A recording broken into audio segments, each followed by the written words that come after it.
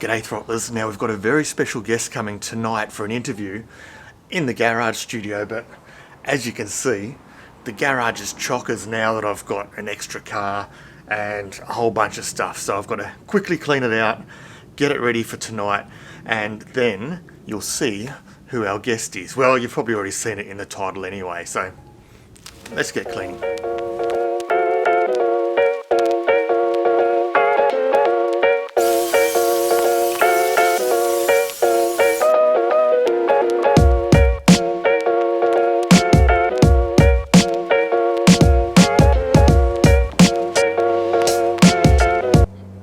Throttle Downunder shop.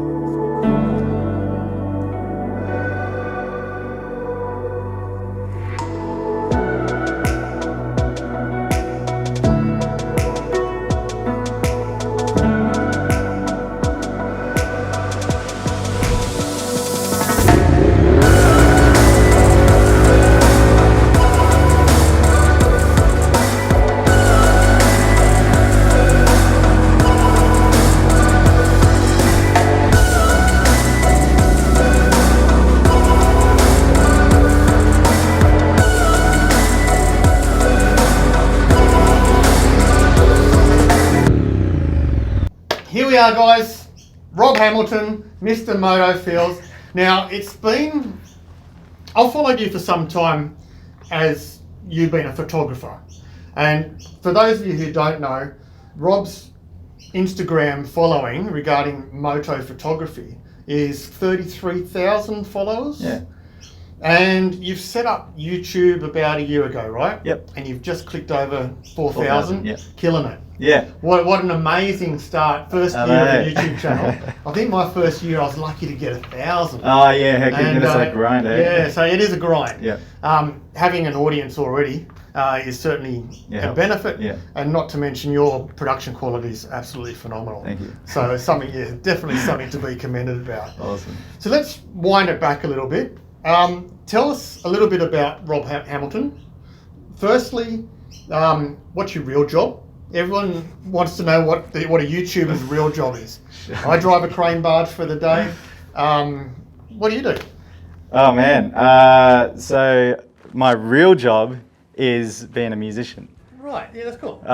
But I just started up a photography business. So I picked up a camera like 3 years ago, my very first camera. Bought it with my gig from my New Year's Eve gig. Yep. So it's almost come up 3 years.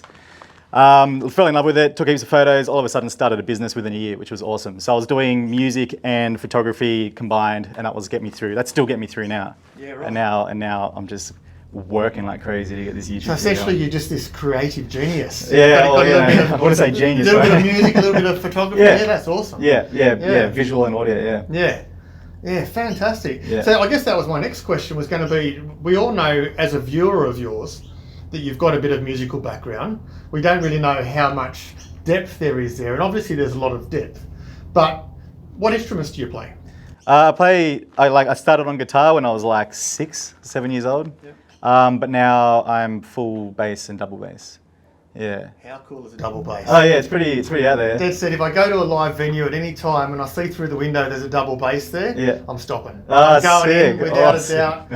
We had a visit to the States a few years ago now, and we're in a bar in New York, down near,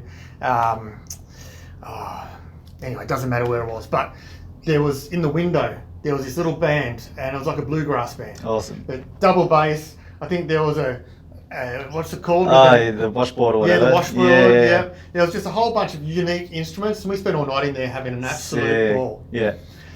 So, talking about the musician side of things, we've actually had a question from Slow Ride Moto.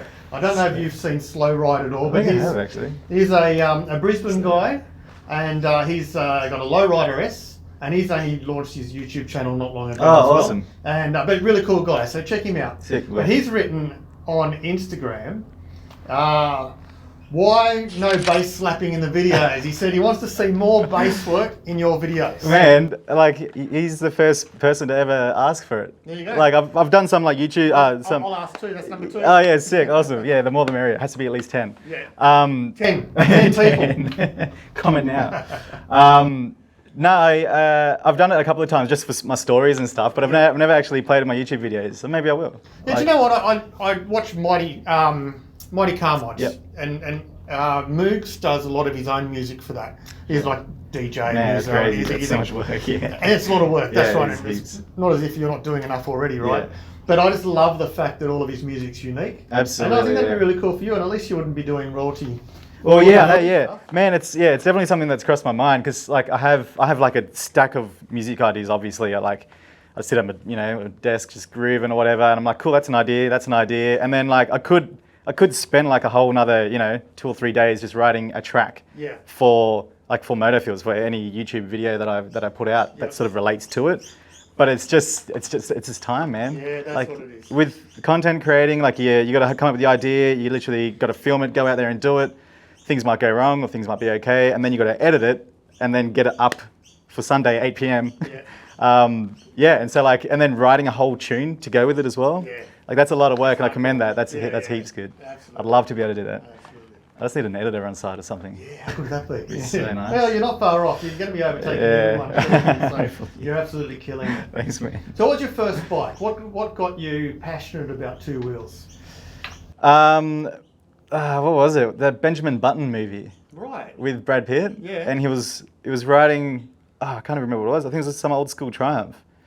I don't even know what it was. I can't remember now. And I was just like, man, that is cool. And it was like full cafe racer style. I was just like, that looks so sick. And then I was away on tour, came back, had a bunch of money, and I was just like, I just went on, I had no idea about bikes. I knew about cars, background as an auto electrician. But I just went in, I literally typed in cafe racer on Instagram, on eBay. And then there was one 16 hours north, and it was like $1,100. Oh, wow. And it was an SRV 250, like a little Yamaha. Bought that, pulled it all apart because they needed a blue slip and everything, and then rebuilt it. And that was like my little beast. SRV 250. Little SRV 250, man. This thing, like it had a lot of Ks on the clock, but it was so fine. Yep. Just burning it through the Nashville and everything, it was just mad. Good start. Mine was a GPX 250, like one of the original little Ninjas. Oh, red right. and black. Yeah, okay. And it was, to be honest, it was a shitbox. Yeah, but I loved right. it. Yeah, It took me everywhere. they're the best. Yeah. Like mine was just just like you're trying to open it right up, it's just just spitting. Yeah. But yeah, like old carby, and I still miss the carby. I'd love to get an old school bike again. Yeah. Just because for that raw feeling, you just feel everything underneath you. You can smell. Like everything just feels nice as a carby. Yeah, we're talking about off camera, but when we started about how I pull things apart and I can't put them back together. I actually want to get an old trail bike or something. Yep. And I want to actually do that, pull it apart, learn how it works, put it back together. Like that's actually one of my little goals. So, Oh, awesome. Yeah. Oh man, do it for sure. Yeah, you might be getting a phone call. Yeah, Like, that's in trouble. true, right. I need some electrical help. Yeah. So, what made you step up, or what made you choose the Triumph Scrambler? I was always into just Triumphs in general. I just love the look of them, classic styles. I was like, that's cool. So I ended up buying myself a Bonneville, an SE, 2014. I bought that and I was just like, I'm going to convert it into more of like a flat tracker style. I like that sort of style more. But then I ended up riding a Scrambler for the first time, just your normal Scrambler. I think it was like a 2012 or something. And had the arrow pipe on there, high mount, and I was off Scramblers, hey. Like when I had my cafe race, I was just like what are these things? Like why the hell do you want your pipe up there? Like They were a bit overused for a little while as well. yeah, that's right, yeah. But I like it was the sound that did it for me. Just that real like thuddy. Being a musician, I don't know if that has anything to do with it. Just the note that it just produces, and you feel it in your chest. And I fell in love with it, and that's when I realized. I worked everything out about the oh man, what is it? The crank angle or something is all different. Yeah. Man, I forget what it is. And that's what produces the note. Where I thought it was just the pipe, so I was just going to put an arrow pipe 2-into-1 on my Bonnie, but obviously it wouldn't have sounded the same at all. Right. And so then I just looked into it. Triumph Sydney had a great deal going on with their Street Scrambler. I think my one was the last 2018 model in Australia to go, so I got like $4,500 off it. Yeah, right. And that's when I met Nick. Yeah. So Nick, that was his like I was his second sale, Right. like since he lived in Sydney. Yeah, very cool. He sold me the bike, and then I just had a vision of how I wanted it to look like right from the start. And I was watching everyone's YouTube videos and everything, Scrambler stories. I watched all of his. Yeah. I just wanted to hear that sound. So I had my headphones on. I was just like, yes. So that's why I got the Scrambler. I've always been the same with Harleys. That's why. Yeah, right. Same thing. I'd watch every Harley video just to listen to it. Just to listen to it. All right, so you're killing it in YouTube right now. What made you want to take that step to go from being a successful photographer to actually stepping into the YouTube world? So buying the camera, I was so stoked with photos, taking photos, seeing just pushing boundaries with photography. But I know that there was this, there's a button on the camera, you can flick it over, and it has like a movie recording mode. And I was just doing things like focusing, like from just say the chair to the Mac, and just seeing like how it all sort of transitions and everything. And I thought it was pretty cool. And then I started watching some other YouTubers, Peter McKinnon being one of them, hugely influenced by Peter McKinnon. When I first bought my camera, he started YouTube. Yeah, right. And so I felt like he just taught me literally everything I know. And then seeing that, like what he was doing, I was just like, there's a purpose to making videos then. And I sort of wanted to, I've always had videos, like GoPros and everything going before I bought my camera. But I never did anything with the footage because I just didn't want to have to learn Premiere or anything like that, because it's a massive job, a massive task. Yeah, absolutely. So I got my vlogging set up. I was just like, all right, we're gonna do this, and it's harder than it is. Like just holding your camera out in public, just talking to literally a lens. Yeah. And then COVID happened. So I had all this backlog of footage that I did during my bike build and everything. Still hadn't even looked at it. I was too scared to even import it in and just try to dabble with it. And then COVID hit. One day they were just like, once the venues couldn't have any more than 50 people in them or something, literally my phone rang all day and I was out of work for that entire year. Yeah, right. So that was this year. Yeah. So March this year, that's when I really started. I was just like, all right, that's it. It's a video a week or sometimes 2 a week. And I'll just put, just a YouTube on the side. And just like every time I had a question, just go over to YouTube, with Premiere, trying to work out how to use Premiere. Yeah. And then I just forced myself. I was just like, this is sick. It's just it's like the more you put in, the more you get out of it. Yeah. It's that sort of vibe, which is also a bad thing, because then you just need a day off and you're still just thinking about what you could do. Yeah, thinking about camera angles. Oh man, just everything, lighting rigs. I literally just bought myself a gimbal today. Yeah. A little mini gimbal that can fit in my backpack real easy. Yeah. Awesome. But now it's just growing. You know what I mean? And I'm just keen to just push them boundaries always. Yeah. So there was just more that I just wanted to be able to use a video camera. Yeah. Pretty much. Yeah. It's interesting you said that you were influenced by Peter McKinnon, because that was my next question. Right. I think the first comment that I made on one of your videos says, I can see the McKinnon influence, or something like that. Yeah. And I love it, because I love Peter. Yeah. And we all love Peter. Oh, man, let's face it. We've all got a bit of a man crush on Peter, right? Yeah. But I can definitely see that you've even got similar personality to Peter, and I love it. I love that influence. I love seeing it come through your videos. Awesome. All right, so you've done some reviews, you've done product reviews, you've done rides, you've been teaching us how to use GoPro to get different photo angles, which all of the guys that follow me that are moto vloggers, we're all using that GoPro still shot when you're riding. I've never used that. I've actually never used that ever. No, you did it. You taught us about it. Pulling the frames out. Yeah. I've never actually put it in photo mode though. Oh, no, I haven't do photo mode. So you're pulling a frame out of it. Well, none of us knew how to do that. Right, that's awesome. And everyone goes, oh, that's a MotoFeelz. Sick, yeah. So you're welcome. Yeah, that's right. That's awesome. All right, so you've just come back from an adventure, and essentially this is the main reason I wanted to get you in here. Yep. Episode 3 is out. We've done 3 episodes. It's phenomenal little series. Tell us about, number 1, why you decided to do Around Your Backyard, and number 2, man, how good was it? Oh man, it's equally as good as it was stressful and tiring.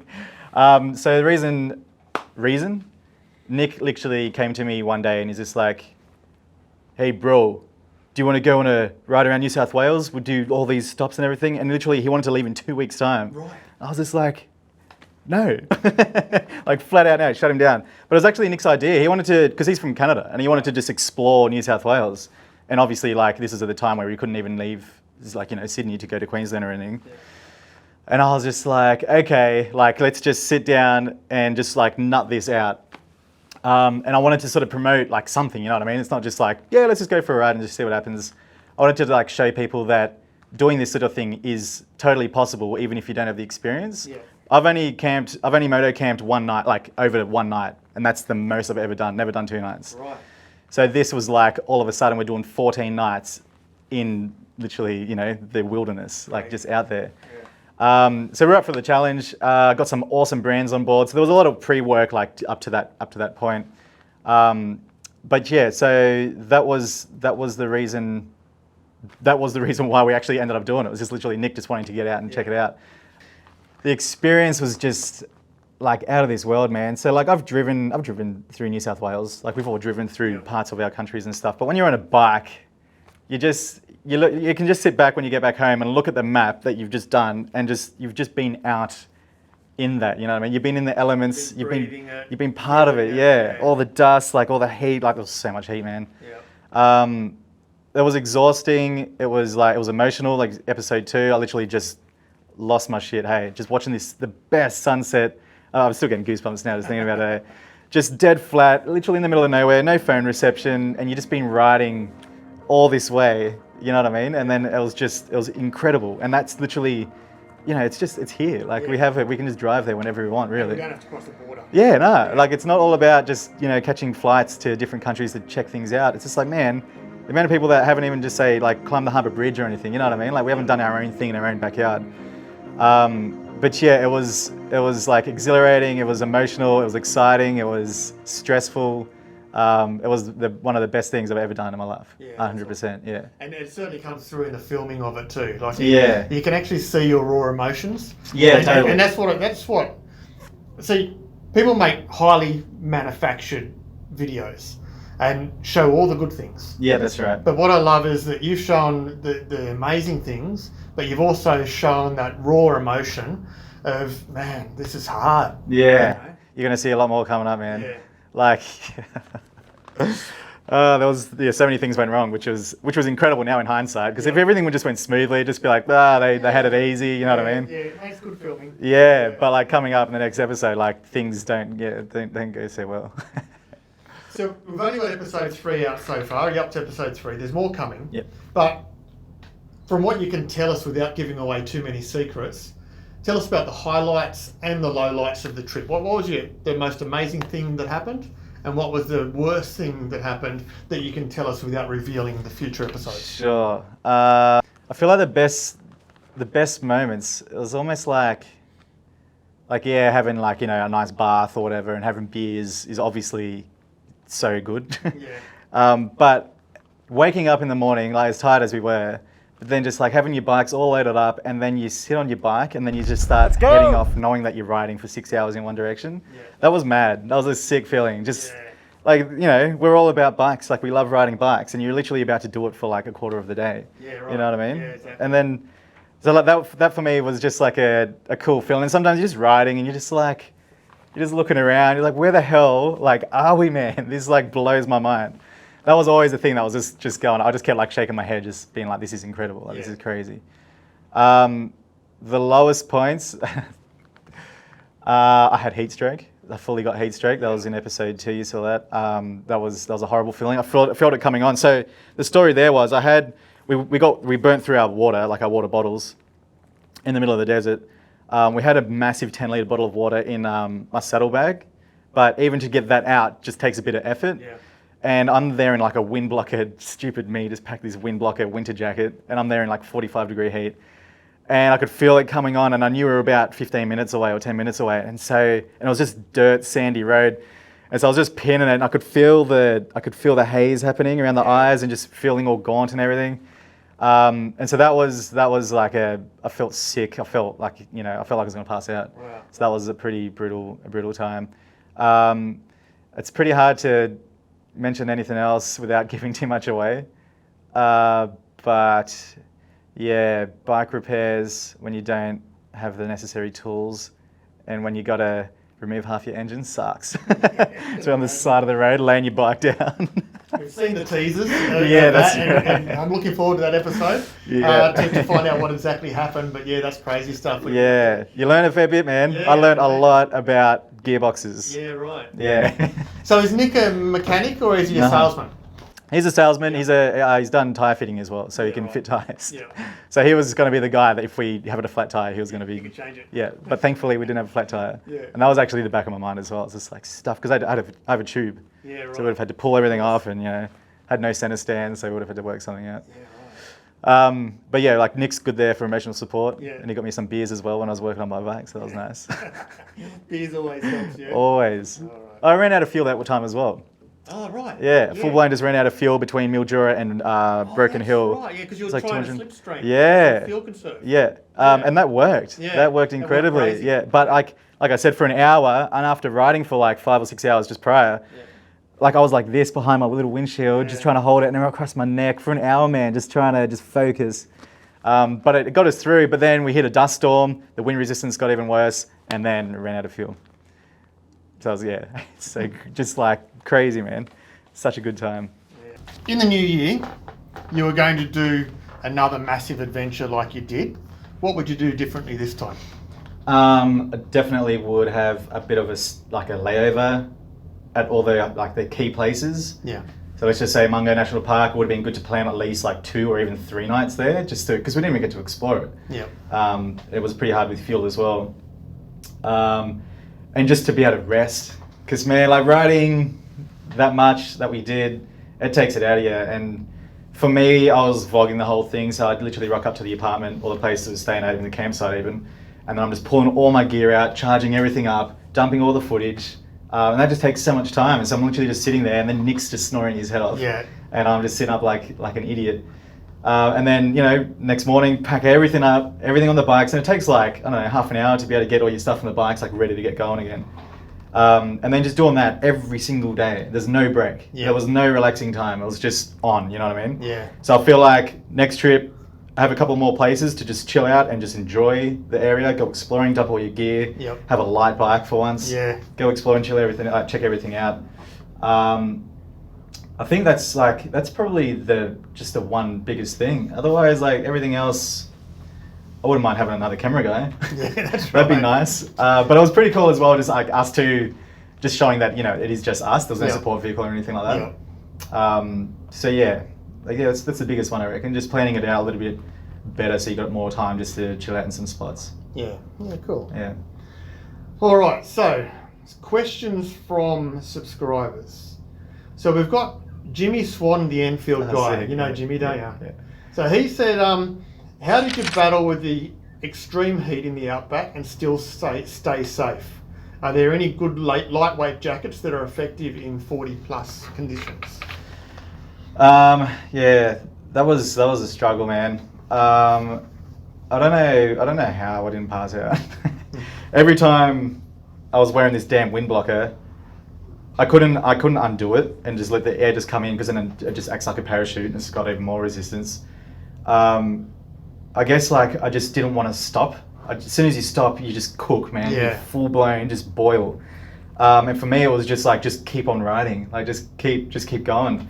Then I figured out about 2 days before I bought new armor is that it can unzip from the bottom up, like the Akin jacket that I was wearing. Yep. And then that just allowed just heaps of air to go through. Like, so finally I figured out, a way to get through it. But it was just that and just drinking so much water. Yeah. But then it was that thing as well. You pull over, you're cooking hot, you drink water, which was boiling hot as well. Yeah. And then by the time you get back up again to get going, you just drenched again. Yeah. So it's more you just got to push through until you get to the next service station. Hopefully they got aircon, chill out in there for a solid like 20 minutes, half an hour. Get some Gatorades in you, get the electrolytes pumping again. Yep.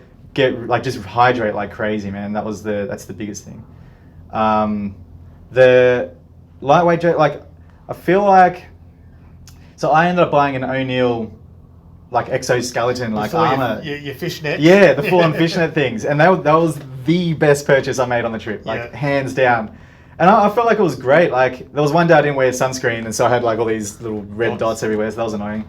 And then like you hit bugs, you can feel them. Obviously, you hit you, they sting.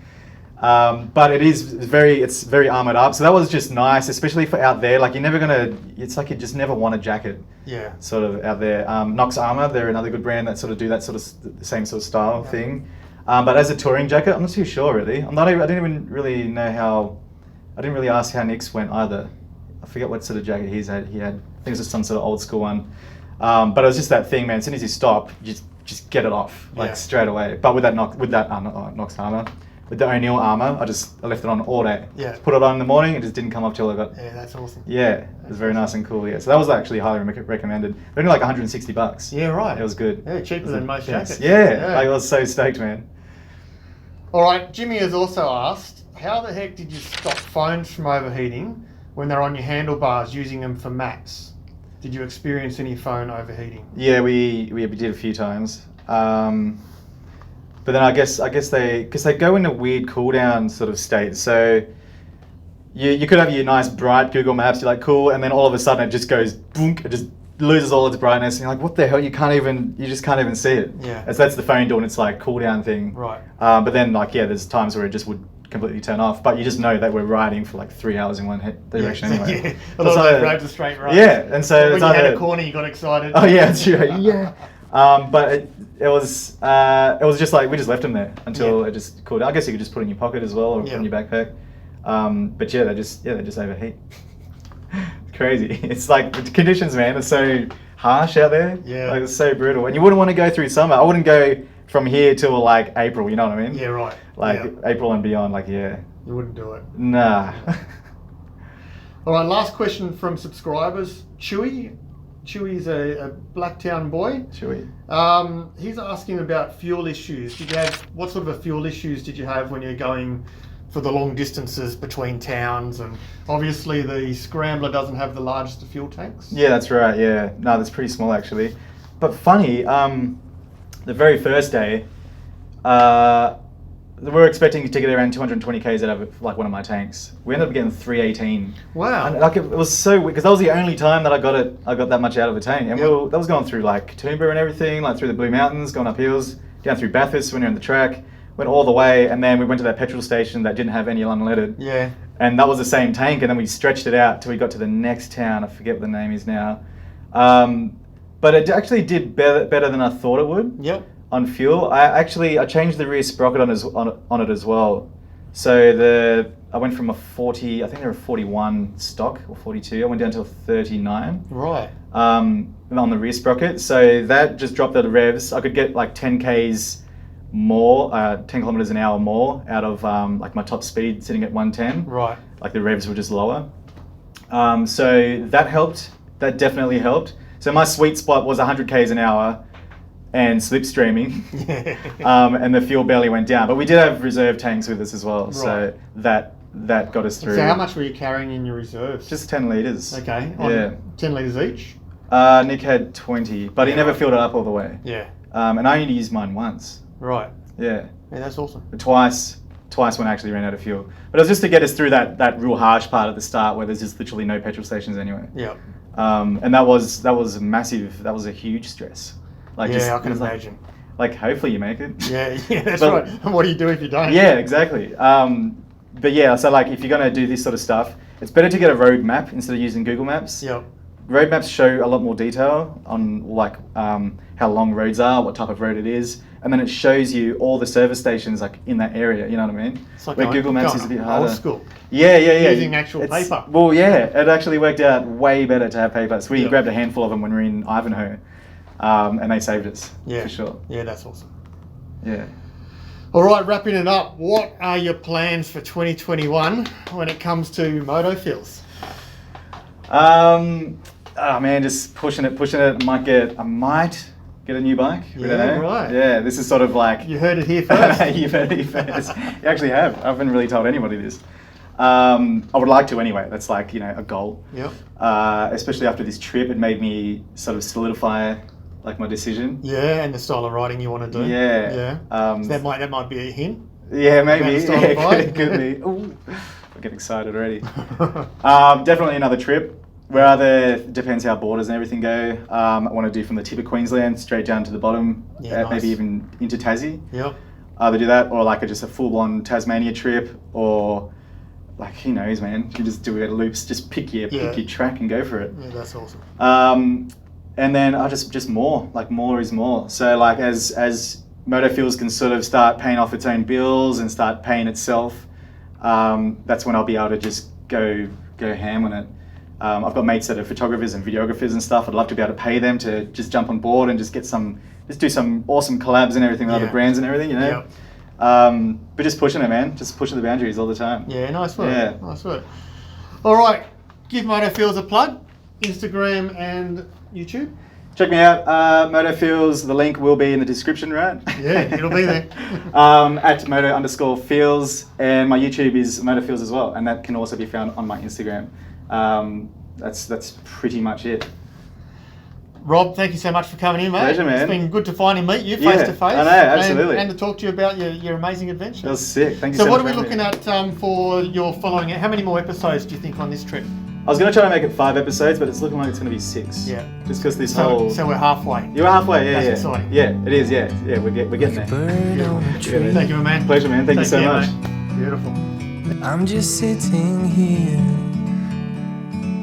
I got time. It's clear to see from up here. The world seems small.